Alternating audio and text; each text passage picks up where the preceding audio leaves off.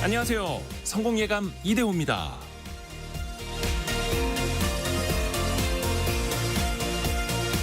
식사가 필요할 때 우리 몸에서는 그렐린이라는 호르몬이 나와서 배고프다는 신호를 보냅니다.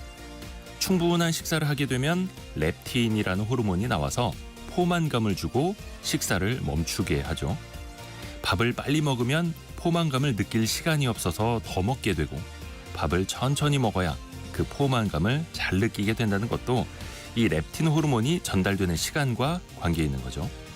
또 하나, 식사 중에 다른 곳에 정신이 팔리면 포만감을 주는 렙틴 신호가 제대로 전달되지 않을 수도 있다고 합니다. 밥 먹을 때 스마트폰으로 영상을 보거나 책을 보면서 식사를 하는 것도 좋지 않다고 하네요. 주의가 산만해질 경우에 배부름을 감지하는 능력이 떨어져서 더 많이 먹게 될 수 있다는 거죠. 뇌의 신호가 분산되면서 음식의 맛을 제대로 느끼지 못할 수 있고요.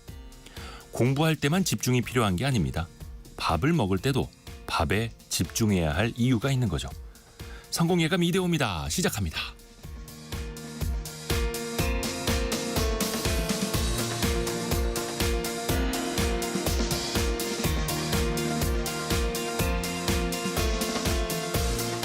안녕하세요. 이대호입니다.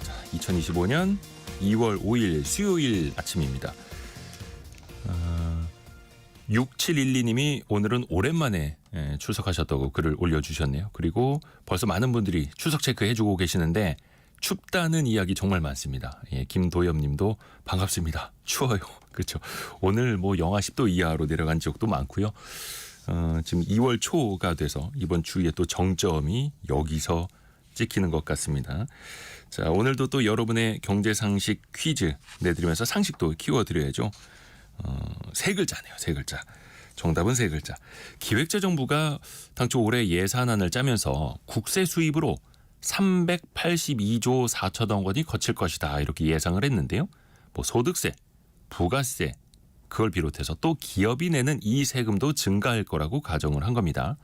그런데 최근에 경기 여건이 더 안 좋아지고 있죠. 심지어 1%대 중반까지 그 낮은 성장률이 예상되면서 3년 연속으로 세수 펑크 나는 것 아니냐, 이 우려가 점점 더 커지고 있습니다. 기업들의 실적이 좋지 않아서 이 세금을 많이 걷기 더 어려워지는 것 아니냐, 이런 걱정들이 커지는 건데요. 기업이 벌어들인 소득에 매기는 세금, 기업이 내는 세금을 세 글자로 뭐라고 할까요? 법인들이 내는 세금이죠. 다 드렸습니다. 부가세 아니고요. 지금 오답도 좀 올라오고 있는데 부가세는 아니고요. 짧은 문자 50원, 긴 문자 100원이 드는 샵 9730, 또 KBS 콩이 열려 있고요. 추첨을 통해서 다양한 선물 보내드리고 있는 거 알고 계시죠? KBS 콩, 또 유튜브를 통해서도 함께 하실 수 있습니다. 성공예감 이대호입니다. 자주 검색하시면 성공이 가까워집니다.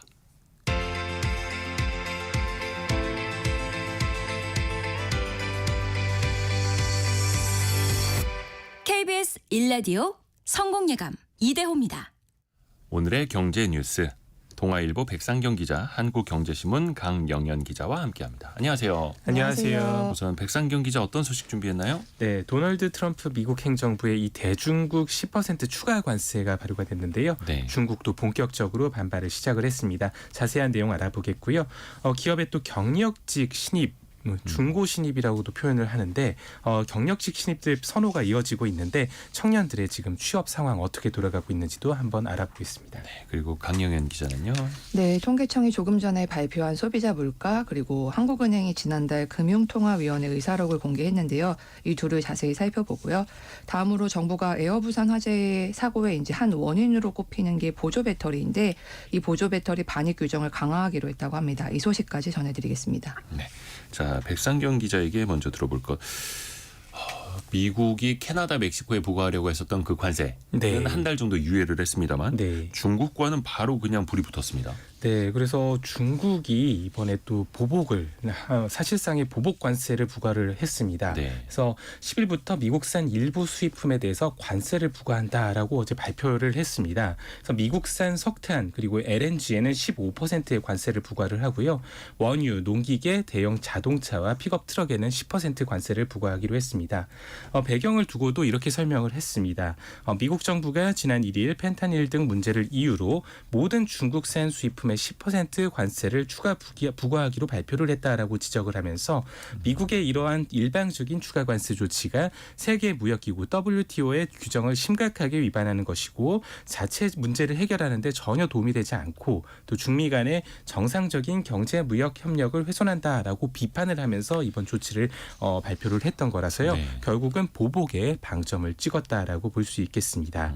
앞서서 실제로 또 트럼프 대통령이 우리는 중국과 좋은 대화를 나눌 것이다라고 하면서도 네. 만약 중국과 합의에 이르지 못하면 그때는 관세가 매우 상당할 것이라고 경고를 했었는데 이게 실행에 들어가게 되니까 본격적으로 무역 전쟁 불이 붙는 모양새입니다. 마치 중국도 기다렸다는 듯이 네. 준비돼 있었다는 듯이 바로 대응에 나섰고요. 또 중국에서는 미국 기업에 대해서 제재할 뜻도 내비쳤어요. 네, 그래서 중국이 지금 반독점법 위반 혐의로 구글에 대한 조사를 개시를 했습니다. 네. 또 이 신뢰할 수 없는 기업 명단이 있는데요. 이 명단에 미국 패션 브랜드인 캘빈 클라인 그리고 타미 힐피거 등의 모 회사인 필립스 반 휴센 그리고 유전체 분석 업체인 일루미나를 포함을 시켰습니다. 이런 이유는 이제 이런 기업들이 정상적인 시장 거래 원칙을 위반을 했고 중국 기업에 차별 조치를 해서 중국 기업의 정당한 이익을 훼손했다라는 게 이유입니다. 또 이 중국 정부는 텅스텐을 비롯한 이 25종의 희귀 금속 제품 그 기술에 대한 수출 통제 조치도 함께 발표를 했습니다. 이런 어떤 그 텅스텐 같은 관련 품목들에 대한 수출 통제가 어쨌든 국제적으로 통용되는 관행이자 이번에 관련된 이 품목들을 뭐 본격적으로 추가를 한 것들은 결국 이제 국가 안보 이익을 더 잘 보호하기 위한 것이다라는 입장도 함께 발표를 했고요. 이 가운데 지금 백악관이 미중 정상 간의 통화가 곧 이루어질 것이다라고 밝혔는데 이런 좀 강하게 좀 서로가 맞붙은 상황에서 캐나다, 멕시코처럼 어떤 뭐 일말의 좀 타협이라도 좀 이루어질 것인지 주목을 받고 있습니다. 그렇죠. 또 조만간 미중 정상이 통화를 한다고 했으니까 또 어떤 결과 나오는지 좀 지켜봐야죠. 물론 이제 중국도 대화와 타협을 또 피하진 않을 텐데요. 네. 다음 표적으로 트럼프 대통령이 찍은 곳이 유럽연합 아닙니까? 네. 벌써 유럽 정상들은 머리를 맞대고 있더라고요. 네, 그래서 어쨌든 캐나다 그리고 멕시코에 대한 관세를 유예한 날에 바로 이유를 또 한 번 콕 집어가지고 언급을 하면서 굉장히 주목을 받고 있습니다. 트럼프 대통령은 미국이 EU와의 무역에서 많은 적자를 보고 있다라고 하면서 뭐 차량, 농산물 등이 특히 좀 강조를 하고 있는데요.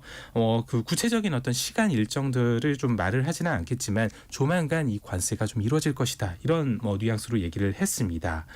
유럽연합의 우르줄라 폰 데어라이엔 이 집행위원장은 필요한 경우에 힘든 협상을 하고 가능한 해결책을 찾을 준비를 하겠다라고 밝혔습니다. 앞서서 하루 전에는 좀 강경한 대응 쪽에 좀 뭐 포커싱을 해서 언급을 했었는데 조금 한 발 물러선 거고요. 그러면서 유럽 기업이 350만 명의 미국인을 고용을 하고 있고 100만 개의 미국 일자리가 유럽과 무역에 좀 직접적으로 의존을 하고 있다라고 강조를 하기도 했습니다. 서로 이제 좀 상당히 서로 의존성이 있다라는 그렇죠. 부분들을 강조를 하고 있는 것들이고요. 실제로 보면 이제 EU 통계국에 따르면 EU가 2023년 기준으로 전체 수출 가운데 가장 많은 약 20% 정도를 미국으로 보냈습니다. 그러니까 미국과의 상품 무역에서 약 1,600억 달러의 흑자를 봤고요. 서비스 무역에서는 1,070억 달러, 약 156조 원의 적자를 기록을 했습니다. 미국 증시도 반등을 했고요. 네. 또 우리 증시도 그 영향 받아서 오늘 반등하면서 출발을 하네요. 네, 미국 증시 어쨌든 무역 전쟁이라는 좀 불확실성은 있었지만은 전반적으로는 어제 그 캐나다와 멕시코에 대한 관세 유예 이 내용이 조금 반영이 되고요. 또 특히나 이제 트럼프 대통령과 중국 시진핑 주석이 어쨌든 대화에 나설 것이다라는 부분에 이제 기대가 좀 생기면서 강세로 조금 마감을 했습니다. 다우지수는 0.3% 상승을 했고요. S&P 500은 0.72%, 낙스닥은 1.35% 올랐고요. 우리 코스피와 지금 코스닥도 말씀하신 것처럼 좀 강세로 출발을 하고 있습니다. 코스피는 조금 한 0.8% 정도 네. 상승을 하면서 2,500을 회복을 해서 출발을 하고 있고요. 코스닥도 2,206에서 지금 시작을 하고 있습니다. 네. 코스닥은 726. 네. 코스닥도 2,000 가면 참 좋을 텐데. 네. 희망사항입니다. 네. 꿈이기도 하고요. 근데 참 우리 증시도 그렇고 미국 증시도 그렇고 트럼프의 한마디 한마디에 따라서 하루하루 널뛰기가 또 계속 펼쳐지고 있고요. 앞으로도 그럴 것 같아서 또 걱정이기도 하고요. 자, 강영현 기자가 준비한 소식 들어볼게요. 한국은행이 지난번에 기준금리를 3%로 동결했잖아요. 네. 그럴 수밖에 없었던 그 배경이 공개가 됐죠. 네, 의사록이 공개됐는데요. 이창용 총재를 제외한 6명의 위원 가운데 5명이 동결을 주장한 것으로 나타났습니다. 이유는 환율 상승 위험 그리고 국내외 정치 경제 불확실성을 근거로 들었는데요.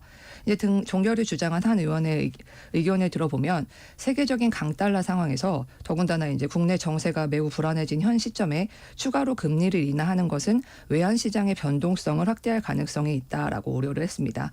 그래서 현재의 금리를 일단 동결하고 지난 2번의 인하 효과를 점검하는 한편 또 미국 신정부의 정책 방향 그리고 연준의 금리 결정 그리고 국내외 정치 경제 상황을 본 후에 추가 인하를 하는 것이 바람직하다라고 말을 했습니다.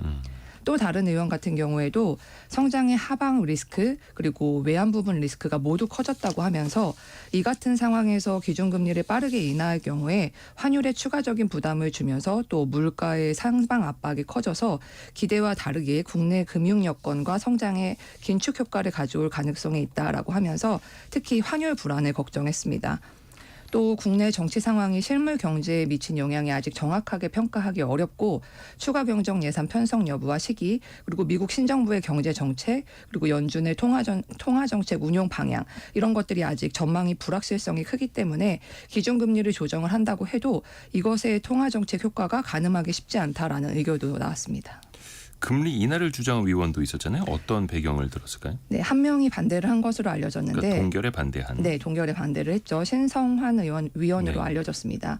이분 같은 경우에는 이제 내수 부진에 따른 하방 압력이 지금 다소 커졌다. 그리고 경제 성장의 하방 리스크 역시 증가하는 상황이다. 그래서 현재의 긴축적인 금리 수준을 완화하는 것이 필요하다라고 하면서 인하해야 한다는 소수 의견을 냈습니다. 그리고 또 금리 인하가 환율의 상승 압력을 줄 수는 있지만 통상적으로 이 국내 금리 조정에 따른 이제 내외 금리 차 변동이 환율에 미치는 영향 같은 경우가 이제 대외 요인에 비해서 작게 분석된다라고 했는데요.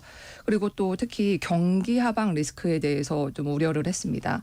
지난 4분기 성장률 같은 경우에 이제 민간 소비 그리고 건설 경기 부진으로 당초 전망보다 낮을 가능성이 크다는 건데요.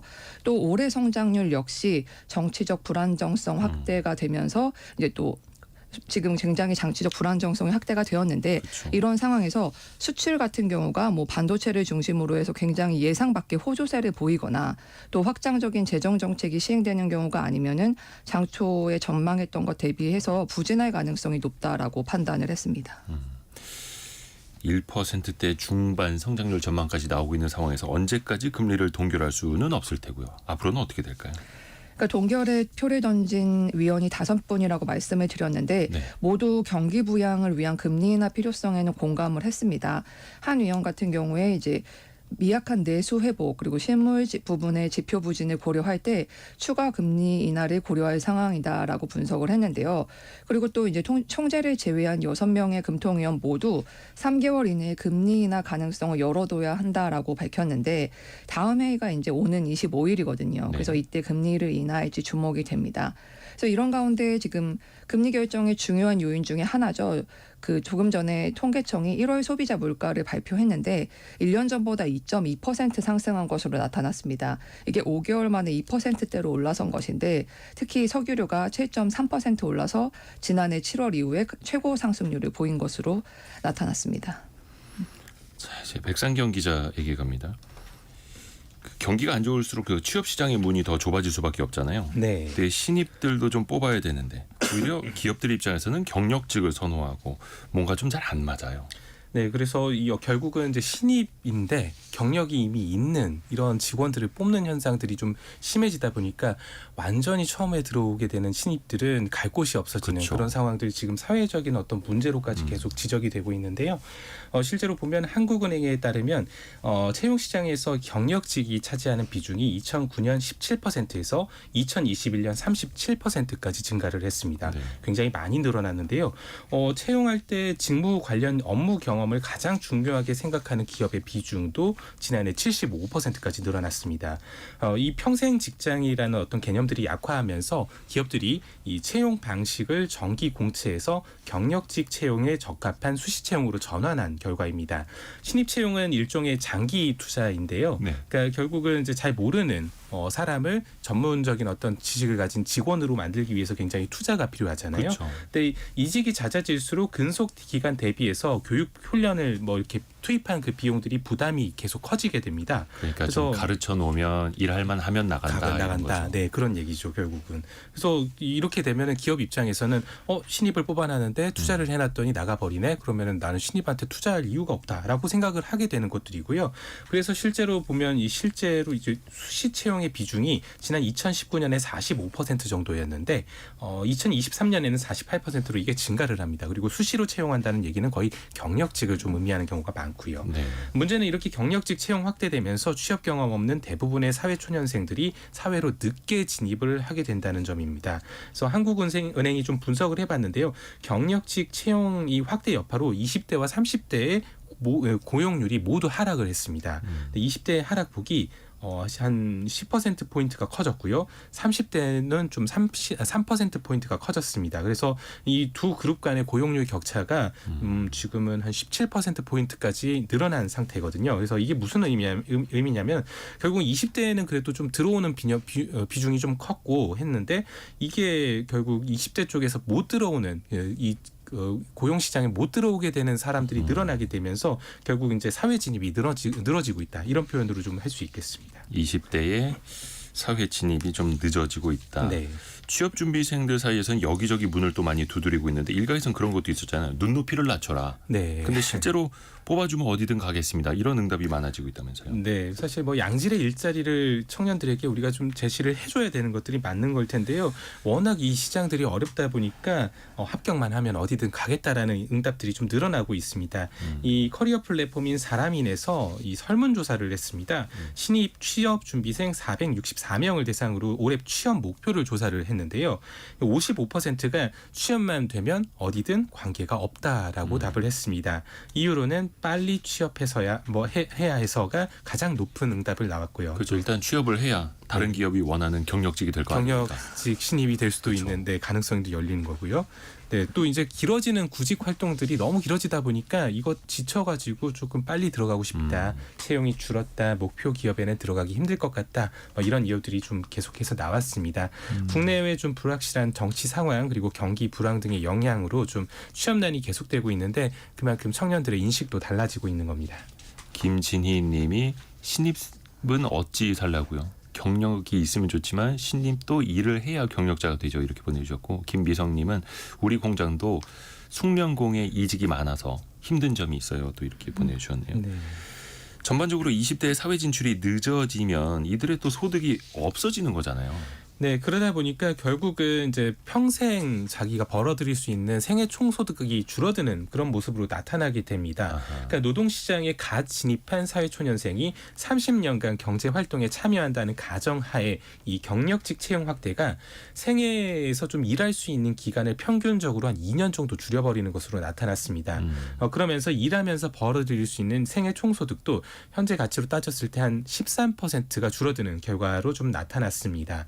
또 취업 기회가 계속 줄어서 이렇게 좀 구직을 아예 포기하는 청년들이 늘어나는 현상으로도 좀 이어지고 있는데요. 네. 이 경우에 고용률이 악화하고 뭐 그것들의 좀 여파로 인해서 또다시 또 생애 총소득이 줄어드는 이런 모습들이 좀 악순환으로 계속 나타나기 때문에 이것들도 좀 문제로 좀 볼 수 있겠습니다.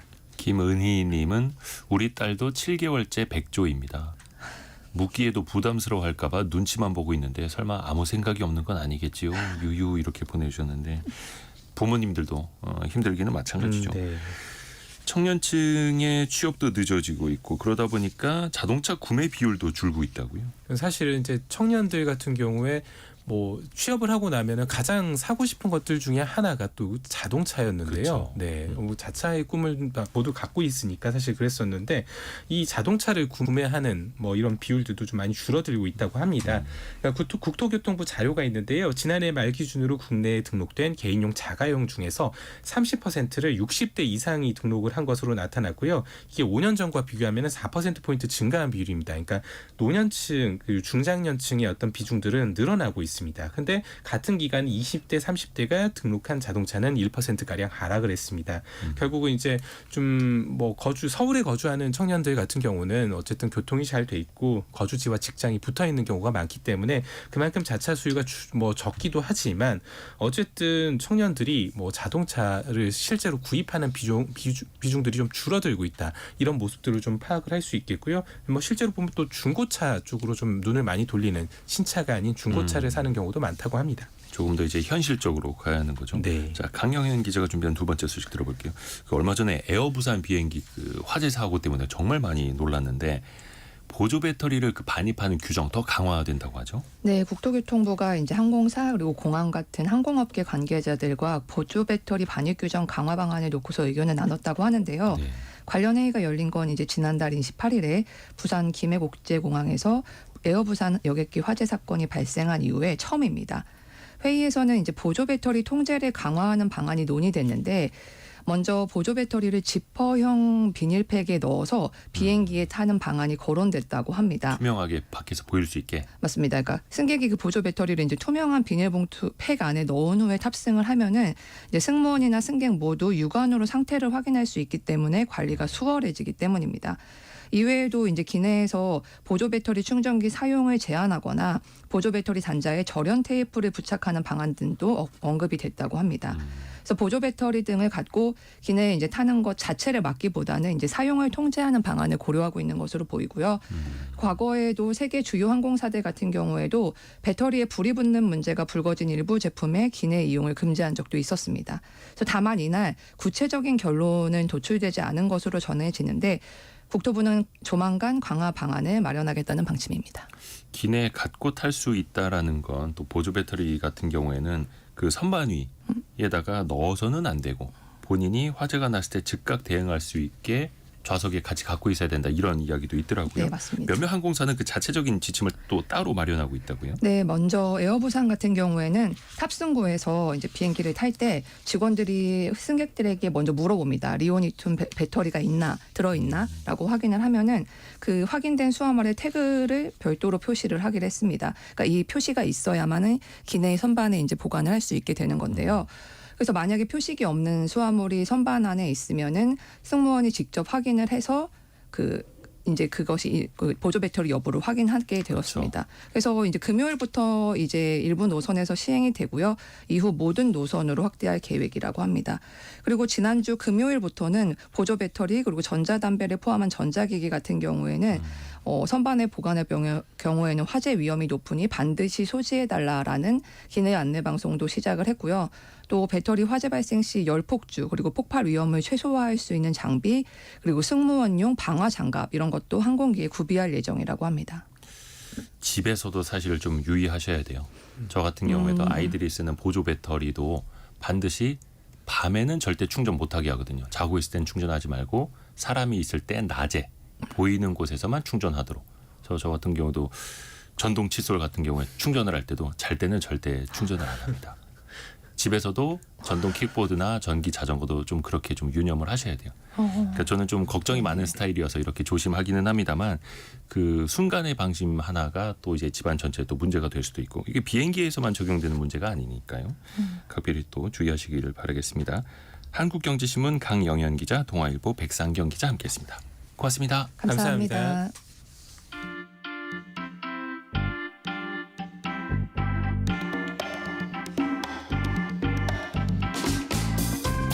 지금 여러분께서는 KBS 1라디오 성공예감 이대호입니다를 듣고 계십니다. 프로그램에 참여하신 청취자 여러분께는 추첨을 통해 Y스트릿에서 밝은 눈과 두뇌 건강, 활력까지 한 번에 와이즈 부스터를, 아름다운 식탁 창조 주비푸드에서 뿌리 담은 리얼 생 와사비를 쉽고 빠른 판촉물 제작 시너지 기프트에서 무드 등 미니 가습기를 그리고 성공예감에서 준비한 커피 쿠폰을 보내드립니다. 당첨자는 성공예감 이데오입니다 홈페이지에서 확인하세요. 경제상식 퀴즈 한 번 더 나갑니다. 정답은 세 글자. 기업이 사업을 해서 돈을 벌었다면 세금을 내야 하는데요. 그 기업이 내는 세금을 세 글자로 이렇게 부르죠. 미국의 도널드 트럼프 대통령은 또 최근에 공약으로 그걸 발표했죠. 현재 21%인 미국의 이 세율을 15%로 낮추겠다. 그러니까 공장도 회사도 미국으로 와서 미국에서 제품을 만들어라 이렇게 유도를 하고 있죠.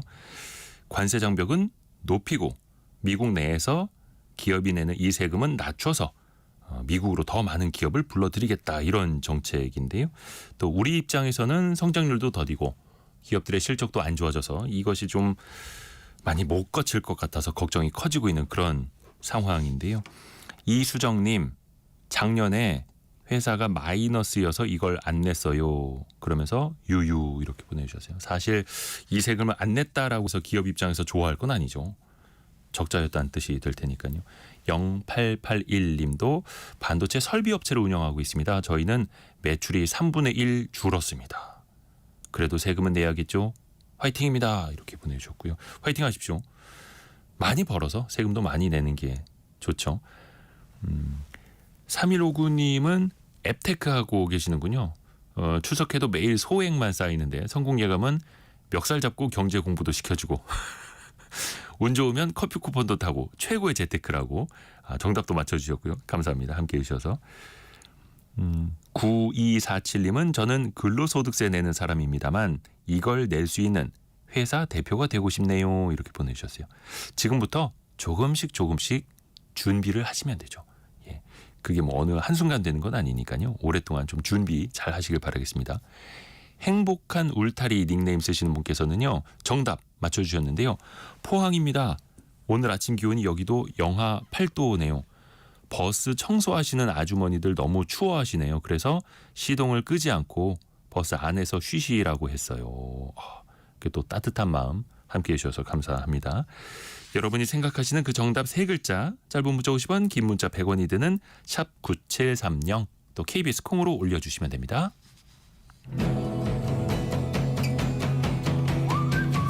오늘의 움직임에 주목하고 세상의 흐름을 놓치지 않습니다. 여러분의 내일을 응원하며 성공의 열쇠를 함께 찾아갑니다. 성공예감 이대호입니다. 어제 샘 알트먼이 발언한 내용 하나하나가 다 주요 기사로 떴죠. 오픈 AI의 창업자 샘 알트먼 거의 뭐 AI의 아버지 이렇게 불리기도 하는데요. 어제는 삼성전자, SK하이닉스, 카카오 등을 만나면서 숨가쁜 하루를 보냈습니다. 샘 알트먼이 한국에 왜 찾아왔는지, 이 기업들과 뭘 하려고 하는 건지, 우리나라 AI 기술은 어디까지 왔고 어디까지 향할 수 있을지 같이 한번 들어보시죠. 남서울대 AI 메타 융합학과 이충형 교수와 함께합니다. 교수님 안녕하세요. 안녕하세요. 네, 진짜 그 오픈 AI랑 뭘 같이 하고자 하는 기업들은 줄을 섰을 것 아닙니까? 그럴 겁니다. 예. 오픈 AI가 협업을 발표한 첫 번째 한국 기업은 카카오였습니다. 왜 카카오를 택했을까요? 이거 저는 그렇게 생각합니다. 왜냐하면 사실 국내에 보면 네이버에 하이퍼클로버 X가 있고, 예. 그다음에 카카오에 뭐 코GPT나 카가나가 있는데, 카나나가 있는데 이게 한 세 가지 정도로 우리가 취약할 것 같아요. 하나는 일단 클로버 X는 네. 대용량 언어 모델에서 오픈 AI하고 같이 경쟁 구도가 될 수가 있어요. 반면에 카카오는 그 대용량 언어 모델보다는 상용화 서비스 중심으로 갔거든요. 네. 그러니까 예를 들어서 카나나 같은 경우는 이제 AI 비서고, 네. 그 위에 뭐 모빌리티 관련된 거, 뭐 금융 관련된 거 상당히 많아요. 네. 거기에 매력도를 느꼈을 것 같고요.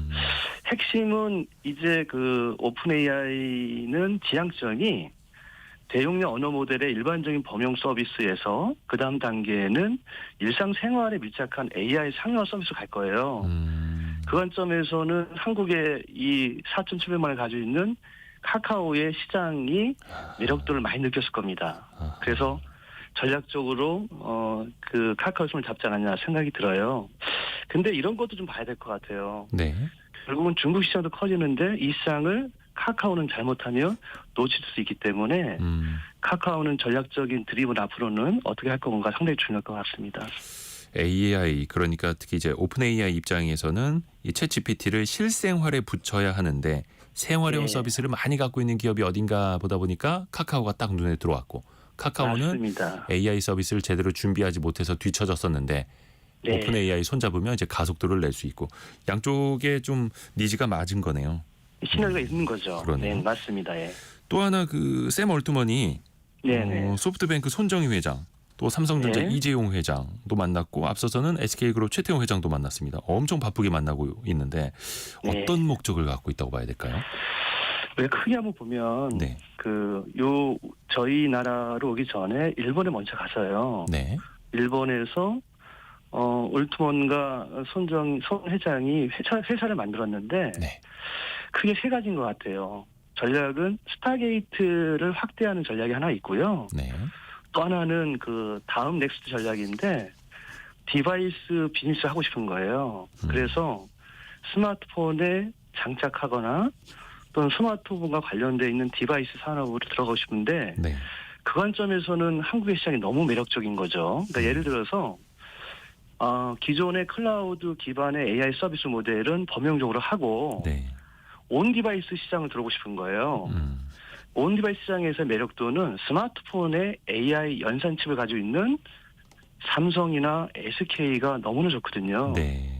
그래서 결국은 AI 단말기로 가기려면 스마트폰, 스마트 안경, 스마트 웨어러블, 스마트 어시스턴트 등등 이런 것들을 확대해 가야 되는데 거기에 사실 삼성만큼 좋은 데가 없거든요. 그리고 삼성은 또 하드웨어 반도체에서 그 NPU나 엑시노스 AP라는 이런 굉장히 하이 레벨의 기술을 가지고 있어요. 네. 그래서 그런 부분을 아마 공략하기 위한 포석이 아닐까 생각이 들죠. 역으로 저는 사실 너무 급하게 삼성이나 SK가 이렇게 급하게 서둘 필요는 없을 것 같아요. 우리는 이미 패권, 미국과 중국의 패권 전쟁, AI 패권 전쟁에서 네.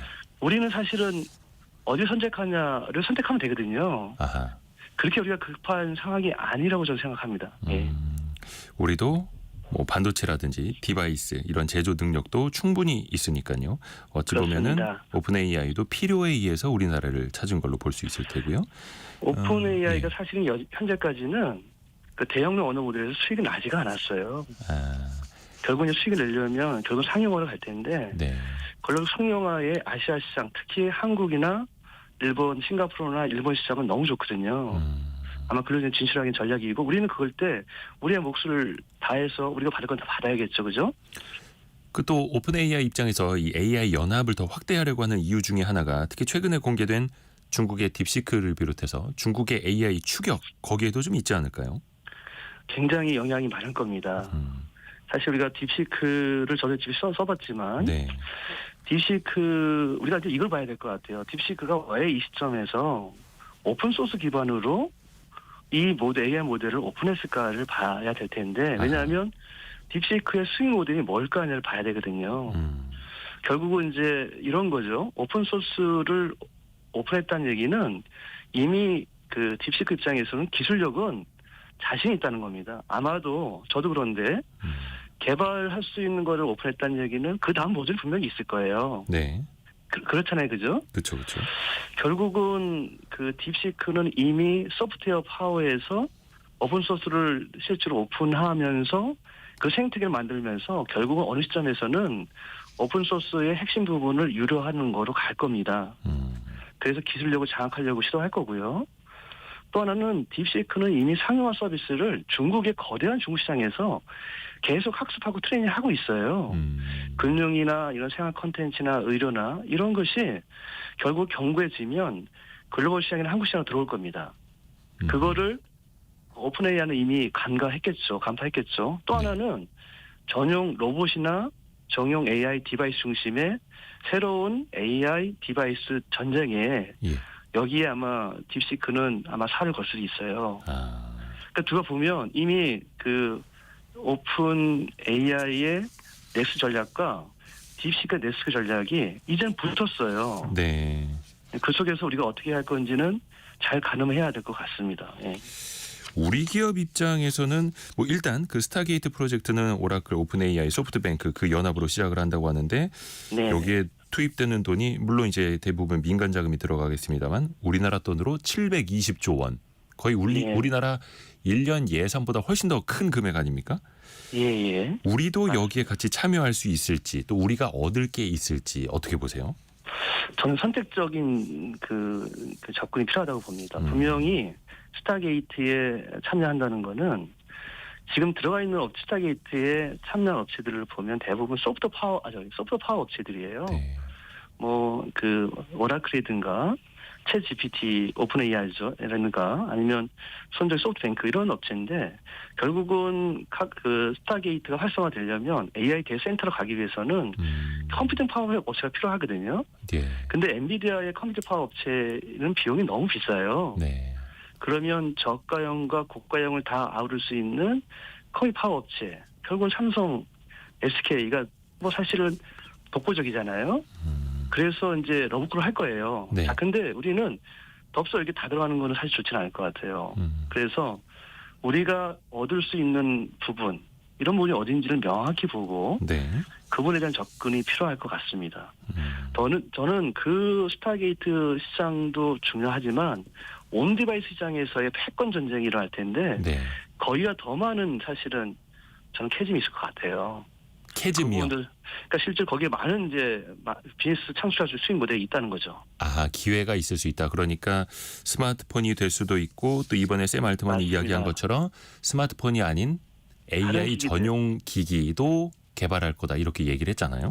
맞습니다. 그 부분이 더 커질 거라는 거죠. 근데 그게 어떤 네. 뭐 스마트폰 형태의 단말기가 될지 어떤 뭐 이어폰 형식이 될지 선글라스 형식이 될지 안경 형식이 될지 일단 여러 또 가지겠죠. 봐야겠습니다만 우리가 같이 할 수 있는 부분이 선택적으로 있을 것이다. 네, 맞습니다. 저희는 그게 더 생활 밀착형 AI의 아하. 수익 모델이 될 거예요. 우리 그런 얘기 있잖아요. 빛 좋은 뭐에 먹을 게 없다고. 네. 오히려 이제 그런 부분에 대한 접근도 필요할 것 같습니다.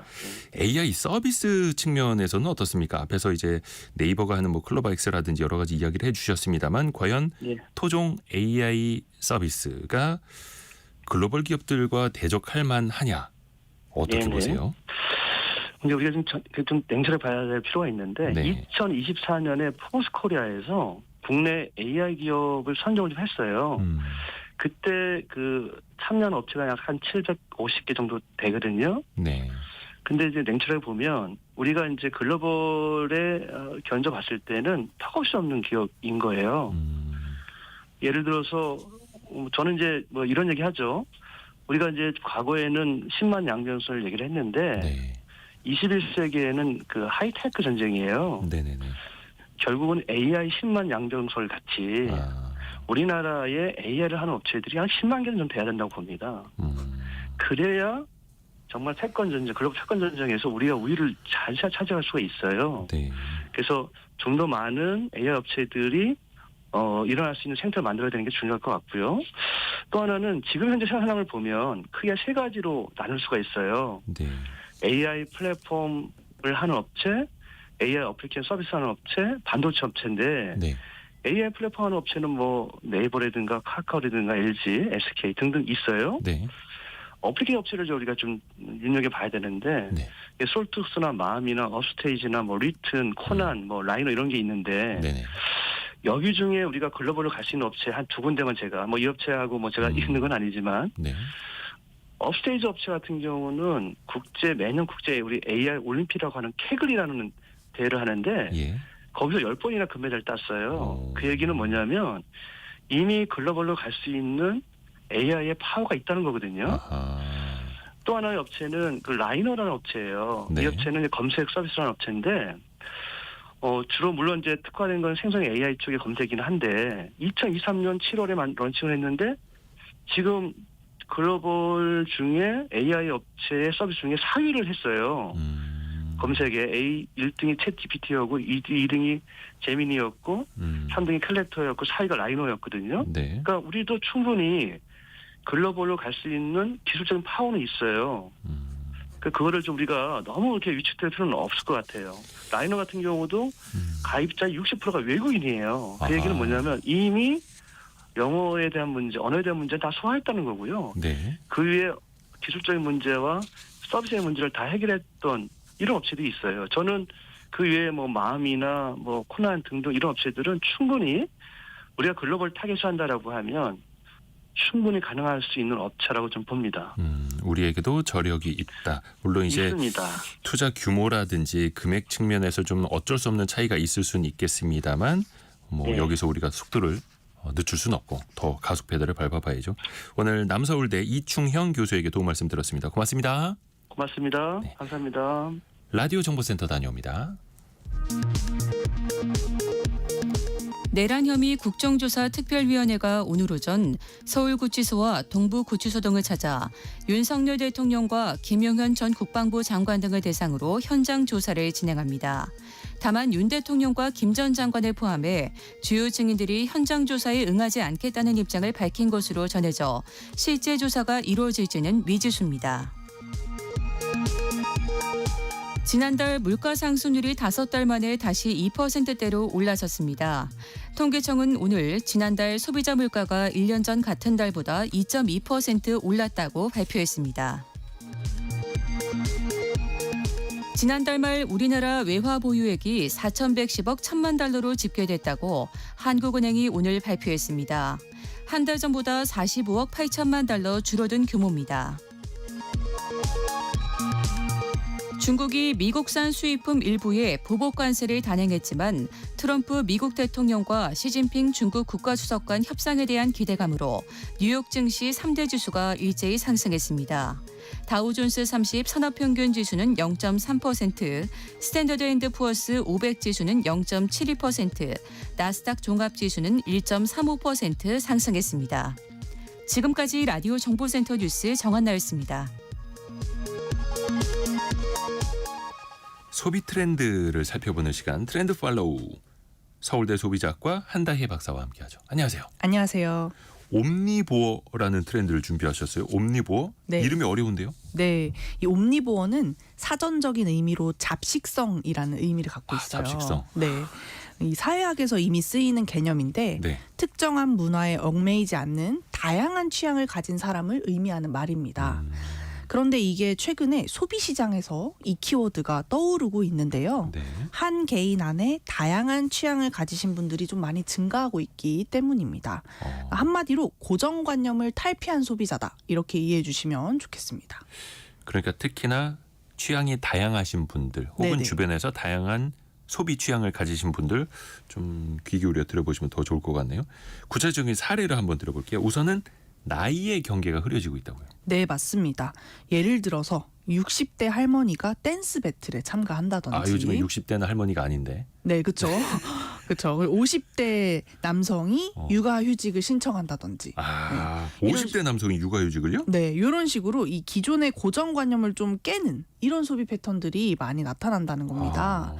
자, 질문을 하나 드려보고 싶은데요. 네네네. 키즈 카페에는 주로 누가 많이 갈까요? 키즈 카페. 예전에는 그래도 30대 엄마 아빠가 애들 데리고 많이 갔었는데 네. 요즘에 그 연령층이 또 높아지고 있고. 네, 맞습니다. 정확하게 말씀 주셨는데요. 원래는 이제 30대 여성을 주된 타겟층으로 이제 예. 고객층으로 많이 생각을 하시는데 요즘에는 이 카드 데이터를 보면 나이대가 정말 다양해지고 있어요. 일단 최근 2년 동안 30대 비중이 많이 줄었습니다. 근데 반대로 40대, 50대, 60대의 비중이 많이 늘었는데요. 40대 같은 경우는 7% 이상 늘었고 50대와 60대도 2% 정도로 증가한 것으로 나타났습니다. 하기사 30대 중반에 결혼해서 그쵸. 아이 낳으면 한 40대까지도 아이 키즈 카페 데려갈 때가 되죠. 네, 맞습니다. 그래서 전반적으로 이제 출산 연령이 늦어지면서 나타나는 현상도 있지만 또 일찍 손주를 보신 조부모의 이용도 또 많이 포함되면서 특정한 나이대로 이 고객층을 좁힐 수 없을 만큼 좀 광범위해지고 있다라는 특징이 있죠. 아하. 이런 현상들이 대학에서도 나타나는데요. 최근에는 이제 퇴직 후에 배움을 이어가고자 하시는 분들이 많아지시면서 부산의 한 대학교에서는 이 시니어 분들만을 대상으로 하는 학과를 따로 열기도 했습니다. 그래서 최근에 이제 4년제로 최초로 개설된 학사 과정들이 나타나면서 네. 이제 모델이 되기 위한 실습 교육을 한다든지 또 인문학과 같은 교양 수업도 함께 포함되는 그런 새로운 교육 프로그램도 나타나고 있습니다. 시니어 모델들도 또 많이 등장을 하고 있고요. 네네. 그렇게 해서 또 다양성이 소비 시장에서도 나타난다라는 건데 10대, 20대 젊은 층의 소비 다양성은 어떻습니까? 네, 10대, 20대는 반대로 과거에 50대, 60대가 관심을 보였었던 노화 상품들에 굉장히 큰 관심을 또 보이고 있어요. 그러니까 예전에도 한번 말씀해 주신 게 20대 때부터 피부과 다닌다. 네네. 이런 이야기 있었잖아요. 네, 맞습니다. 요즘은 10대들이 혈당 스파이크를 걱정을 하고요. 10대가요? 네.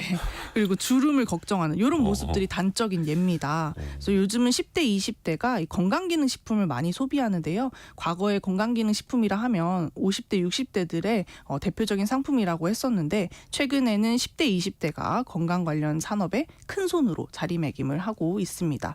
그 어피티에서 진행한 설문조사에 따르면 응답자의 80%가 30살 이전부터 영양제를 챙겨 먹기 시작했다라고 응답을 하기도 했죠. 또 이뿐만 아니라 최근에는 20대와 30대 사이에서 이 중장년층들이 선호했던 크루즈에 관심을 많이 보이고 있어요. 네네. 이 여행 상품 중에 크루즈는 사실 그간 중장년층이 좀 선호하던 상품이었는데 최근에 크루즈 여행객들의 연령대가 많이 젊어지면서 최근에 디즈니에서 또 2030 젊은 세대들을 타겟으로 하는 크루즈 상품을 또 새로 선보이기도 했습니다. 이야. 김미성님이 우리 외손자랑 키즈 카페 가보니까 어른들이 더 즐겁고 신나는 표정이었다고 이렇게 보내주셨는데 그렇죠. 네. 거기 신나는 음악도 나오고요.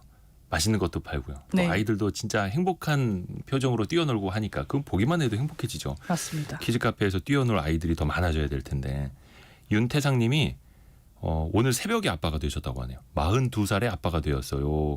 와이프도 공주도 모두 건강합니다. 이렇게 축하드립니다. 축하드립니다. 진짜. 근데 회사로 외근 중이시라고. 아. 이거 아이를 낳았는데 외근을 또 하셔야 되고 참.